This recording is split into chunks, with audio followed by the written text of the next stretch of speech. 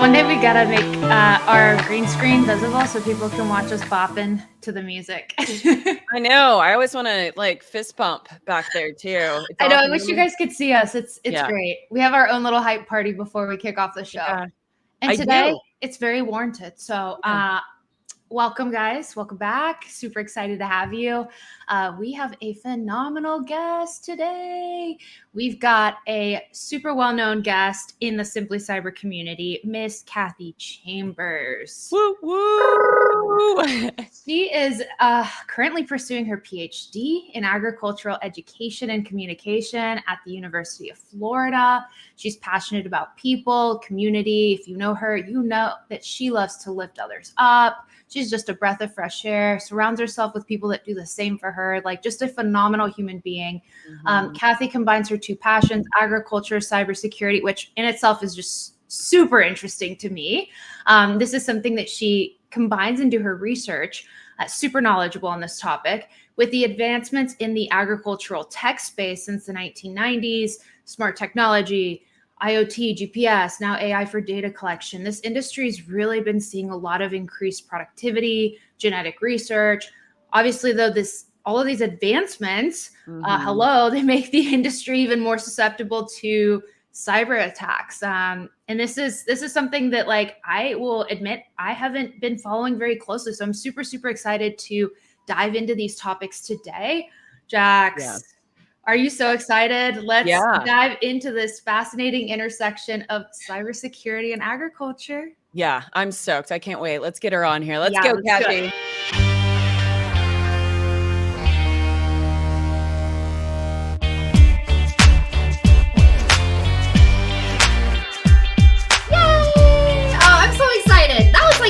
Erika, that may be one of the best intros I've ever received. Oh my God. Yeah, Kathy, I love it. Feel free to use it. I am. I'm gonna. If you need me, you know where to find me. Clip that and just like play it in the mornings. There you go. Yeah, if you need a hype girl, I'm here. It's my motivation every day. It's your alarm clock. That would be a little creepy, but yeah, we'll bottle that up and send it to you, Kathy. That full recording. Mm-hmm. Yeah, it could be a ringtone, you know. Yeah, I love it. Thank you for inviting me on your show. I'm so excited to be here. So, well, Kathy, let's just kick things off. Let's do it. Let's talk about an overview of the recent cyber attacks on farms and food-related industries. Right. Yeah, let's talk about why these small, medium-sized ag businesses are becoming targets. Like, when did this start happening? Right. So it's been happening for a while. But as you know, the agriculture industry isn't one that's talked about a lot. And the reason it's being talked about more now is because there's eyes on it now where there wasn't eyes before. So recently, the IT ISAC and Ag ISAC group did a report, and it was in 2023, and they found that there were 167 ransomware attacks on the food industry. That accounts for like 5.5% of the ransomware attacks. And now everybody at home's like, so what? Well, the financial industry is like 12%. And I think the critical manufacturing is like 15.5%. So it's not a big deal yet, but it will be. So right now, a lot of talks are happening and Congress is looking at this and they're like, what can we do to help the ag industry? And so the challenge is it's not bad right now. Yeah. But it will be. And to be honest with you, when I first heard about it, I thought the worst. Okay, I have a news background, so my mind goes to like the worst stories. Like I was like, people are trying to take out our food supply, and the Russian hackers are coming to get us. But in the report, they found that's not really the case. The case is that it's an easy target. It's low hanging fruit, and that's why they're going after that specific industry. Yep. Low hanging fruit, everybody. Yes. Bada ba-ching. Did you guys get that? That was a good one.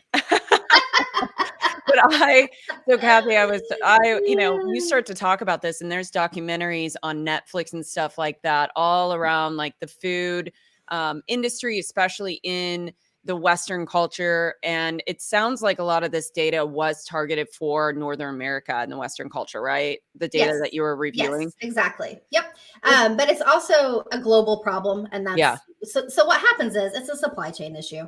So even the smallest farmer who gets attacked, then it just caused this massive ripple effect. All of a sudden, it doesn't get to the truck driver. The truck driver doesn't get to the plant. And now everything's behind, or it doesn't get to the grocery store. Well, what happens? Our prices go up. So it's like the JBS attack, which you guys probably remember that, the meat plant that was attacked in Brazil. It was huge. And that's what happened, right? The consumers end up suffering because of these. So yeah, it's just a ripple effect, unfortunately. But, the ag industry isn't alone. All small to medium-sized businesses are going through the same thing. Yeah, it's just the criminals know that this is a weaker area, and so they're going to target it. They're opportunist, and that's what it sounds like, is like, hey, this is an opportunist area. They're not well versed in cybersecurity. We need to get better. Like you said, now it's not terribly bad, but it's going to get worse. So from your perspective and what you've been researching, what do you think are some of the most critical areas for improvement in, let's talk about like cybersecurity training in this space? What can we do better? How could training be more effective? Do you think training is the answer? Or do you think it's tooling and helping them increase their overall security within their network, for example? Sure. It's a little bit of everything, right? I think security awareness training is going to be huge. Most of these attacks were phishing attacks, which, once again, not an agriculture problem. That's in every small to medium-sized business problem, right? Don't click the link. It's the same thing for the ag industry. And I did do a mock interview with Jerry Ozier one day, and he's like, Kathy, all I think about is a farmer out on a tractor. Like that. And a lot of people, that's what they think about. But these are industries where they form what they call co-ops, cooperatives, right? And so it's a bunch of farmers, they get together and they form, like maybe it's like 6 to 13. They form a co-op. On their databases are all of their clients and all of the industries that they ship to and all of that data. And I don't, at first I was like, well, maybe the farmers and ranchers, they just don't know. Like maybe they don't know about cybersecurity.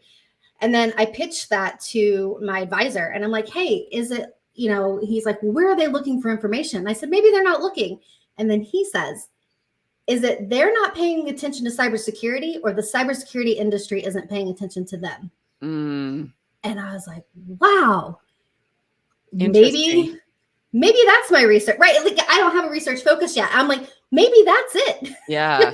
Maybe it's the forgotten industry because there's 16 critical infrastructures and nobody's talking about it. But like I said, it is in Congress right now. Maybe something will happen. Hopefully something will happen. But even when things happen in Congress, it's a slow roll. So that's where we are. Ooh. Wow. Okay. We're already learning a lot over here. This is super, super interesting, Kathy. I mean, I think about it. I'm like, you're talking about this co-op, and help me understand, how are these co-ops managing their information if they're coming collectively and like, are they merging databases? Yes. I mean, are they relying on it's like one big database. They're like, okay, well, I'm going to ship so many tons of grain to Tyson Foods, and we're going to ship, so many tons of corn to whoever. And so, yeah, it's all like on it, like a regular database. So all that client information is on there, just like any other small to medium sized business. And who's managing the database, right? Like that's a great question, Erika. I don't know. I know that these are things I'm looking into. There are co-ops who have already started to make changes for the better. In Nebraska, props to Nebraska, the governor got funding for all their ag industry there.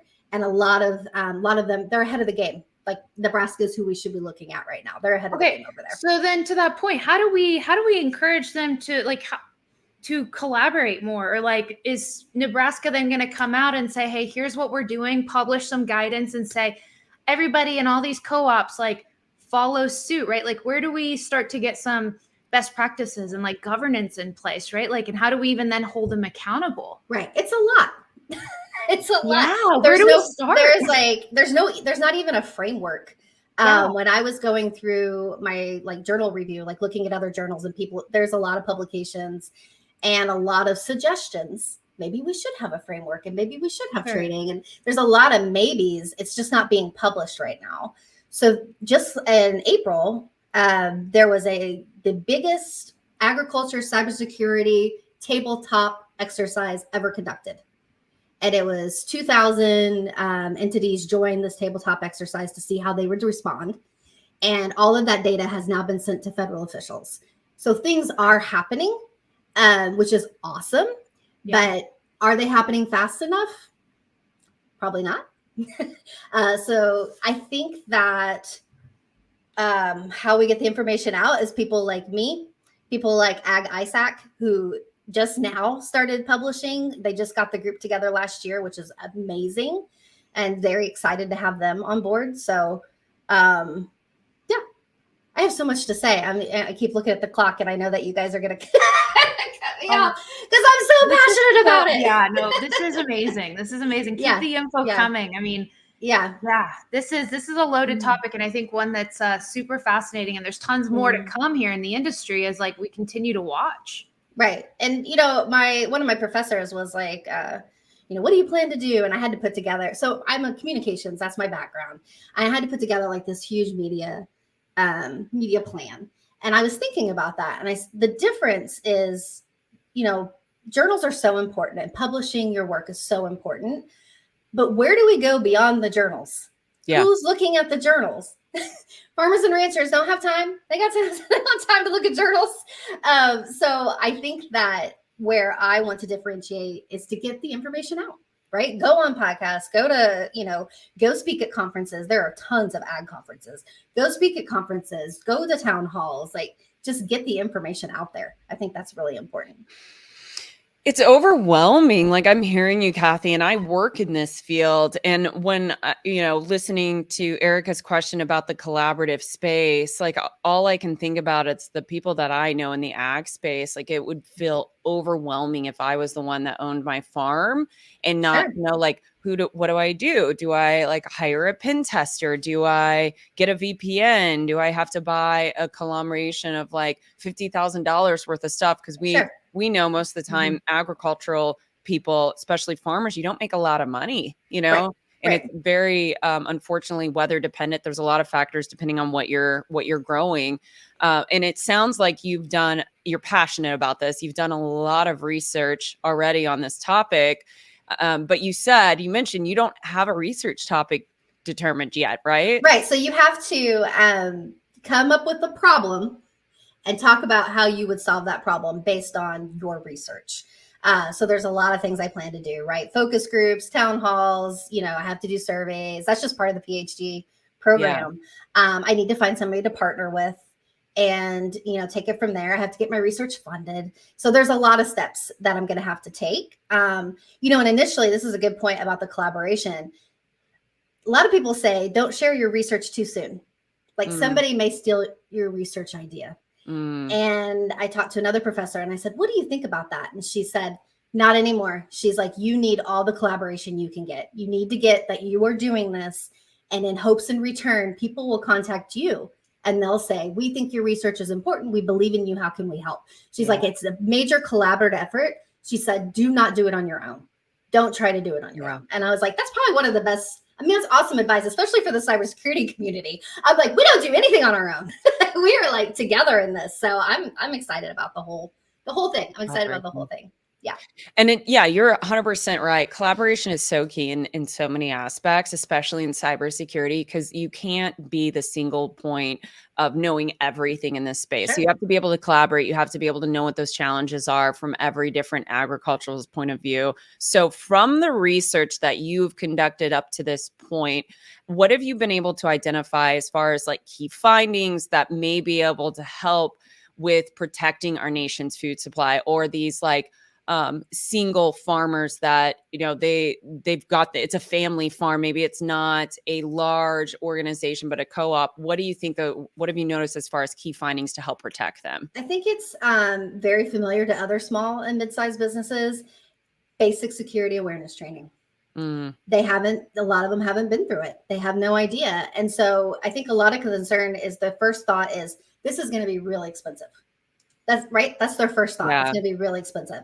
But making sure you have strong passwords and segment, what am I trying to say? Network segmentation and physical security. Like those things don't have to cost a ton of money. And just don't click the link. I know people always do little memes about that, but just simple things like that, have backups. I think it was Iowa. There was a really huge co-op attacked in Iowa. It spanned across 6 states. It was huge. And they said what saved them is, yes, they got attacked.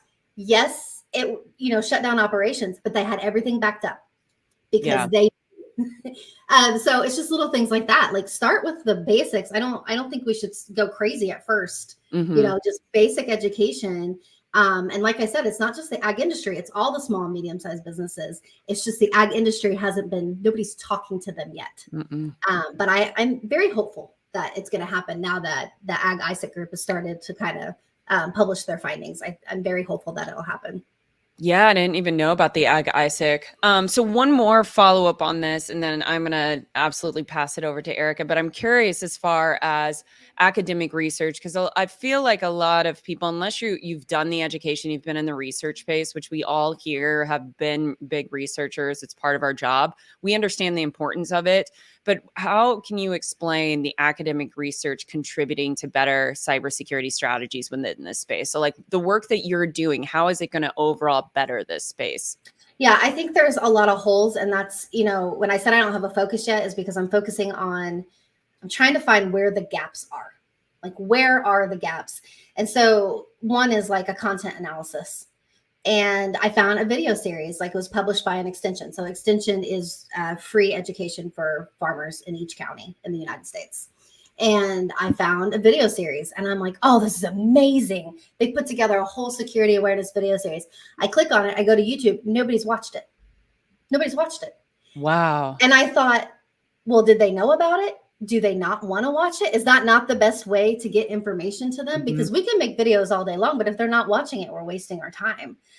So I think where the research comes in is where are the gaps and how can we fill those gaps? And that's what I hope, I hope to accomplish that once I get my way through all these literature reviews. There's thousands of articles. So the first step is going through all the journals and identifying where these gaps are and how we can all be better. Maybe it's a podcast. Maybe it's a podcast. Two Simply Cyber Chicks.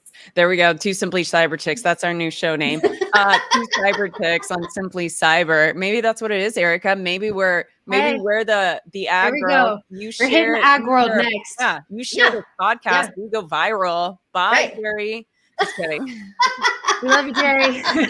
We love you, Simply Cyber. I love the name CyberAg, but it's trademarked, and so I was like, oh, really? So now it's CyberAg is someone beat you to it by a government entity. Okay. And so I was like, well, I can't take that.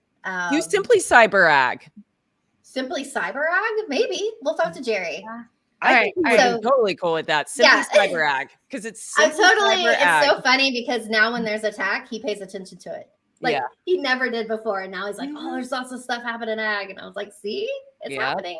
I mean, that's the whole point of this, right? Is like getting the awareness and starting somewhere. And I think what I'm hearing most of all is that there's so many gaps, right? And it's like, where do we even start? Because as you peel back the layers of this onion, it's like, well, maybe content isn't the issue. It's how they're getting the content. Oh, they're not getting any of the content. It's out there. So it's not just, spray and pray. It's figure out where do we start from a root cause analysis perspective. And like, maybe it's Kathy's Roadshow. Maybe she just starts going conference. Oh my God, Erika, I love it.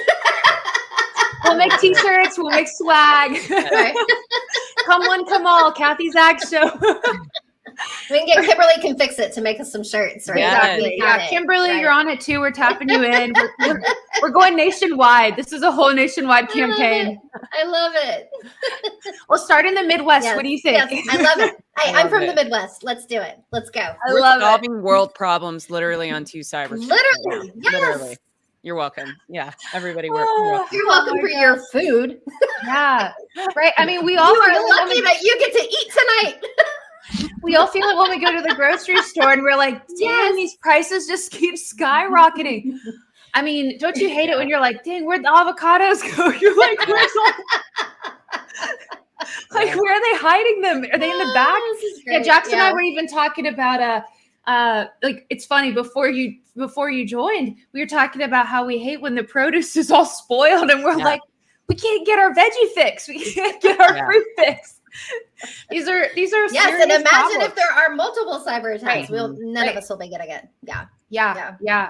Then we're gonna be enjoying all of our vegetables from cans, which if we got to, but whatever we can do. I mean, that's a prepper conversation. I know.